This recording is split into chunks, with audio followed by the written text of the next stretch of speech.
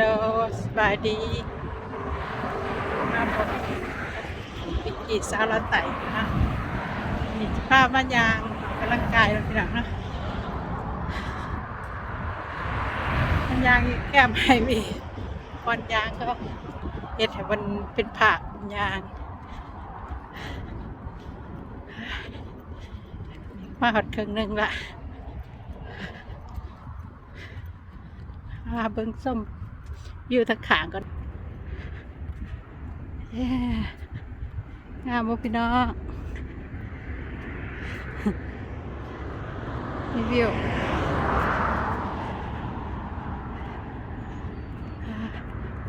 ทางนี้กับเบื้องนี้ก็เป็นไฮเวย์เป็นผู้วัดก็เฮ็ดให้ยางนะพี่น้อง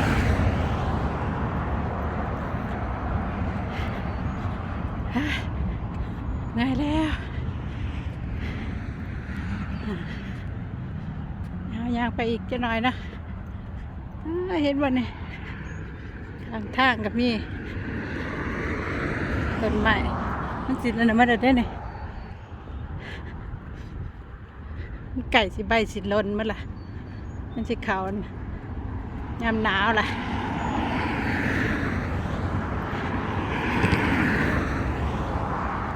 ว้าแค่นี้ก็ทางยางเขาปลานะมันทางยางมันมีปลาเข้าไปอากาศเย็นเย็นพี่น้องสีใบไม้ไปเต่ามันก็เหลืองมาละ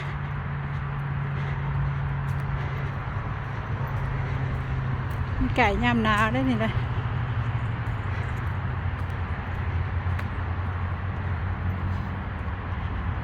ไก่หอนยามหนาวแล้วอากาศทางข่อยกระเปียนสีเย็นลงหน่อยหนึ่งล่ะ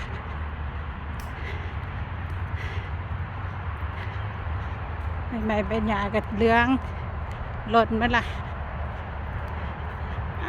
กระหอก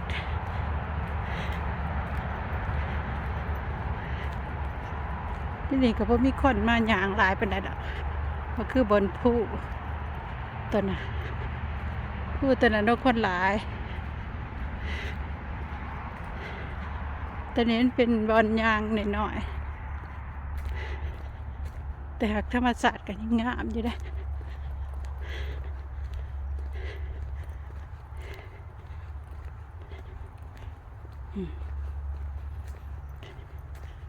เย็นเนาะแต่เย็นน้ำบ่พี่น้อง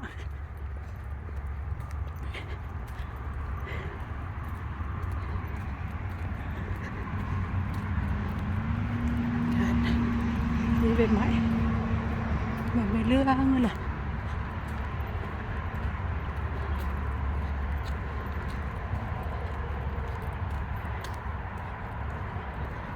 ไม่เลื่องมาละ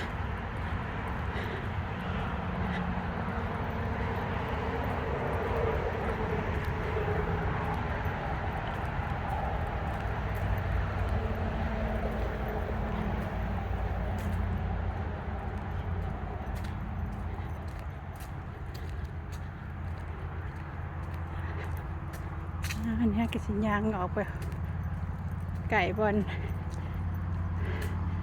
ออกทาง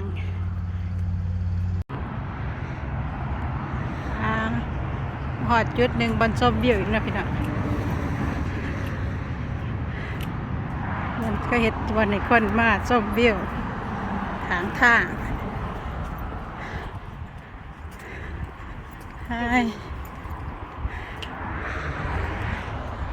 งามพี่น้องก็มาเห็ดในวันในส้มเบี้ยวเลยนี่คักความเด็กมาขึ้นนะนี่ไปกินบ่ท่านแล้ววันนี้ข้าแล้วเห็ดแล้วล่ะโอ้งามมันเลยนี่ก็เป็นทางไฮเวย์นี่ก็เป็นวันสุดชมวิวค่ะโอ้เห็นหน่อยมีเหล็กอยู่ได้เหล็กงามๆว้าว อยู่สูงอยู่สูงอยู่สูงทางนี้ก็เป็นไฮเวย์ถ้าเห็นบนชมวิว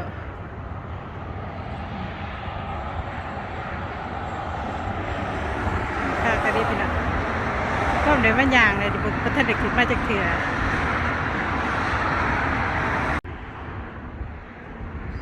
ว้าวงามงามงามร้ายนะพี่น้องนะจุดชมวิวแห่งใหม่ของดารัส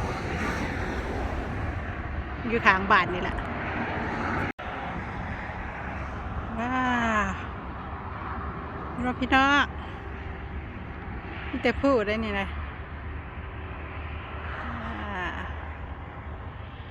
ผู้ข้างบ้านเขาเองมันไก่บ้านไปตอนนั้นน้อยพูดตัวนี้กะมาพักกันมาปีนตลอดนี่แหละกันมาปีนมือนี้เขาปิดมือนี้มันว่าฝนตกเขาบอกให้ขึ้น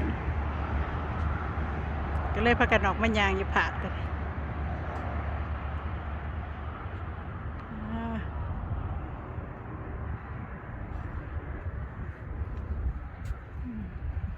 ข้างมือนี้ก็เป็นเหล็กเจ้าผู้เหล็ก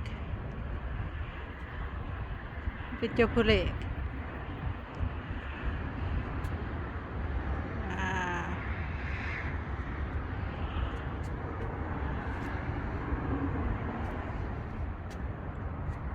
เขาเฮ็ดใหม่เขาเฮ็ดใหม่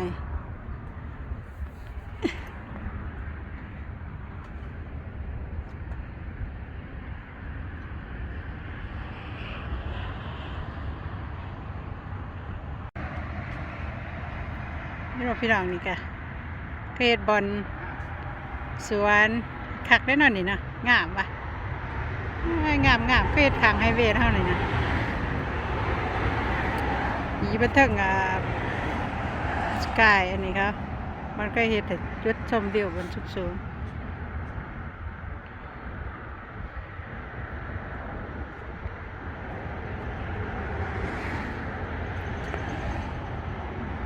ก็เฮ็ดเขาปลูกหญ้าบ้านเฮานะหญ้าอีจังละ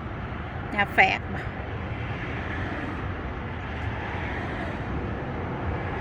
หญ้าอีจังคักแล้วนี่งามเลยนี่